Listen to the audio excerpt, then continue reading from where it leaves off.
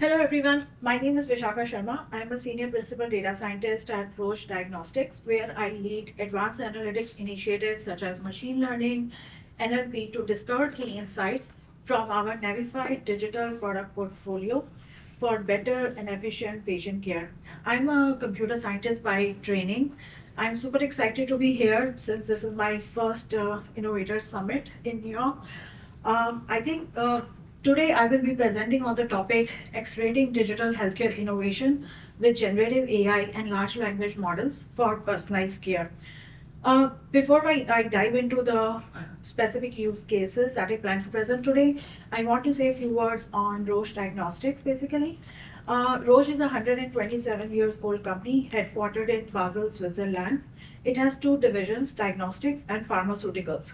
In diagnostics, we are number one in vitro diagnostics and pathology. We have performed 27 billion tests for improving patient care. In pharmaceuticals, we are the leading provider for cancer treatments worldwide. And I think we have over 16 million patients treated with Roche medicine so far. A few years back, all the digital solutions in diagnostics, we have consolidated under a brand called as Navify. And you can find more information on those digital healthcare products by going to navify.com. And I think, yeah, so that's pretty much about Roche. For today's talk, I will mainly try to cover two, depending on the time it permits, right, two main use cases. So the first one is basically the first digital solution that we basically started a few years back. And the goal here is that we wanted to quickly access and review most of the relevant patient data and insights in one place. And what this digital solution offers is it basically gives you a longitudinal view of of a cancerous patient journey and make it available to all the care teams, right? So I think I will not, for this talk, I will focus on the data access and the data integration, but we are trying to solve that problem of data access in multiple ways. I think some of the speakers have already mentioned that those challenges. So we are integrating with Cerner. We are also doing integration with Epic, going to different academic centers to try to get access either in the de-identified form, and even if we have the PHI data access to integrations, then we are trying to have it basically making sure that we follow all the HL7 FHIR standards, etc., so that the data can be interpreted in the right way. So for this view, this is what our vision was few years back. Now it's a live product. I think most of the thing that we faced was that we observed that we all know that there is almost a 36% annual growth in healthcare data, right? And there is a need to optimize these workflows or come up with these clinical decision support systems to basically improve the healthcare and basically part of this digital transformation that healthcare is going for, right? But most of the data is unstructured, and in short, it is not quickly being consumed at the point of care, right? So even to come up with that longitudinal view, the data is coming from pathology reports, clinical notes, radiology, and so many other sources, right? So how do you make sure that you can present that single view of that specific patient to all the care that is needed at that point of time for the proper treatment planning? So I think first we started with okay, we have this vision, but then at the same time, how do we structure this information, right? So for that, we took this approach where we are leveraging NLP and machine learning to structure and activate more of this patient data to enhance the clinical decision making.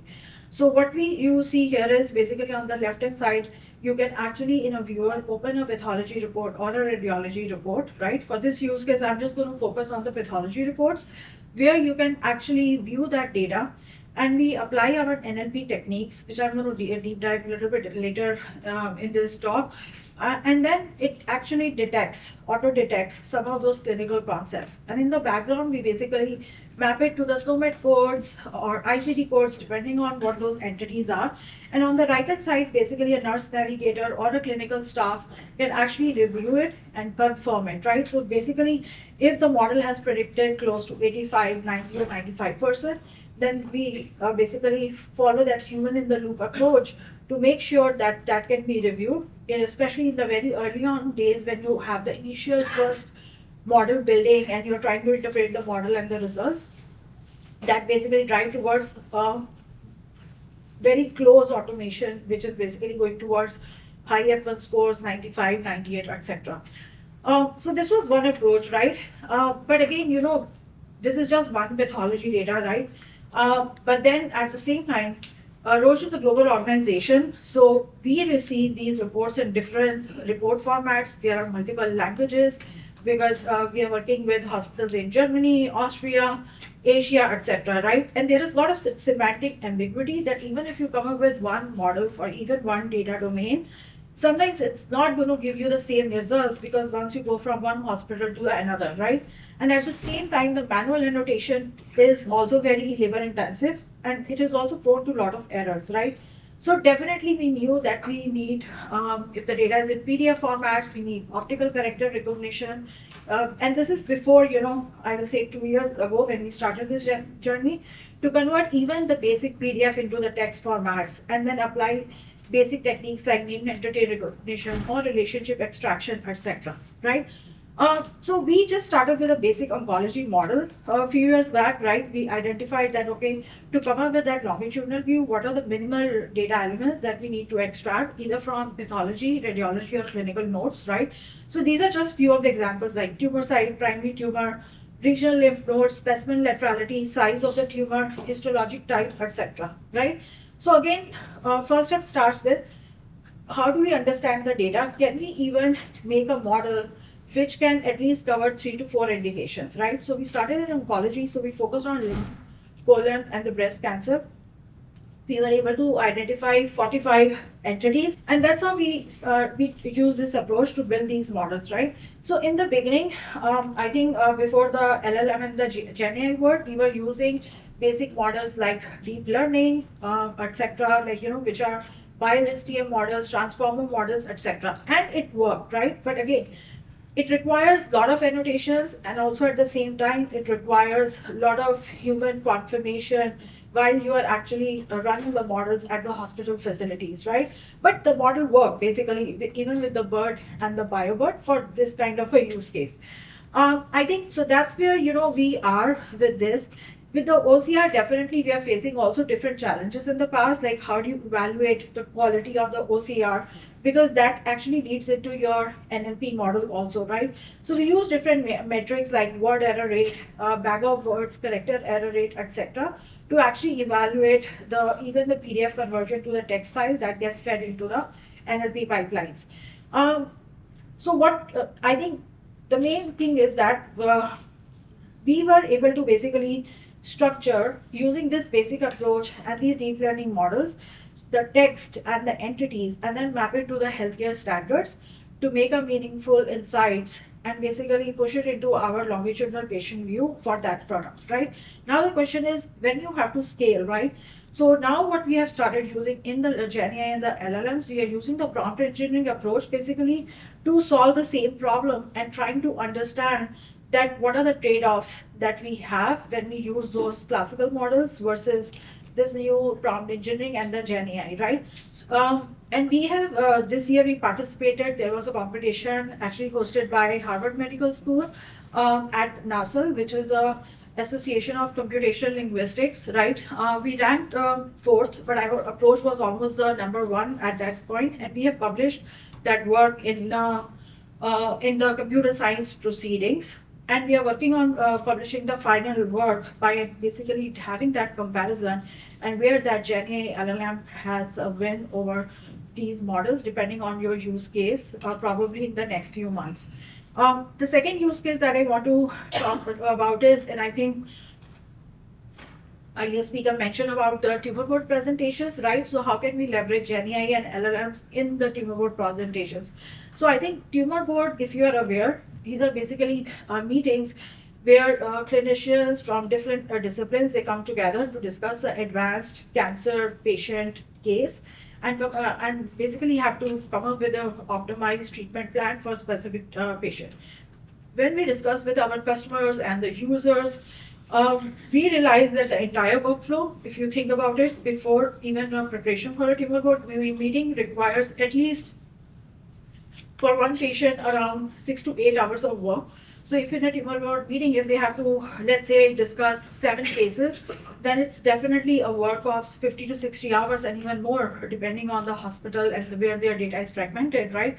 To come up with that preparation, right? So that's where, we are now leveraging GenAI and LLM to sort of summarize that information so that before even you get into those meetings, you can actually have that information accessible to you, right? So I mean, definitely it reduces the time. I think almost in our first iteration, we released this basically in health last month, and there is a reduction of time that it takes by leveraging GenAI and LLM around like 30 to 35%, even in our first iteration of this model, right?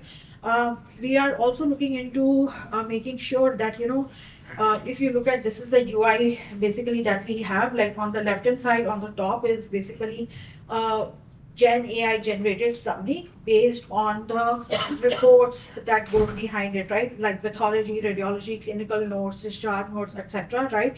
And this is what on the left top you see the AI generated, the Gen AI generated summary, and then at the bottom basically you can actually review, or you can also, since most of these models are very probabilistic, you can actually create another version if you think that has not been captured properly, and see which is the best version that GenAI actually sort of generates that case summary towards the preparation for the tumor board meetings. And on the right hand side you can see all the source files that actually went behind creating that summary for that specific case. So yeah, I think that's how we have been leveraging these Gen AI and large language models for these cases. But at the same time, I also want to say that Roche is a highly regulated industry, right?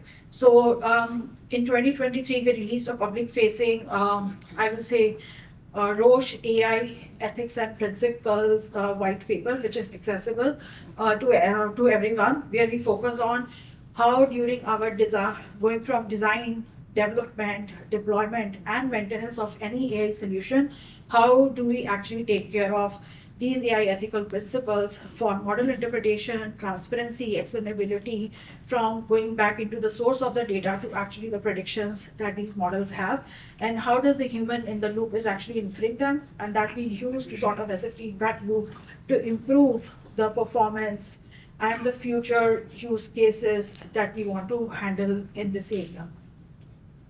So I think I will just say use of LLMs is still a journey for us, right? We started recently. We got one of these 2 use cases out in the research area where we publish, but also in the commercial area where we have these products available, right? Definitely LLMs, we have to be careful because they are very expensive in terms of infrastructure. So based on your use case and the size of the data set, decide where you really need LLMs versus a traditional deep learning models, right? So we are also in the process of evaluating that. Sometimes, these LLM trainings, we also have to be careful about risk of the privacy, legal issues, etc. That we are looking into our infrastructure to make sure that we comply with all that. And definitely, I think earlier speakers have mentioned about the hallucination that we have to take care of while building these models, right? For many of them, it's just a user interface, right? Basically, behind the scenes, we are applying a lot of open source GenAI models, basically like Mistral, Llama 2, etc. And then also trying to understand which models basically work better for a specific use case versus the other one, right? So there is a lot of, we spend time on the interpretations, right? Yeah, so I mean, that's pretty much like it's a journey for us, right? I mean, I think this area provides a lot of opportunities, but it also comes with a lot of responsibility when we have to put these kind of approaches into the clinical care. And that's it. Thank you.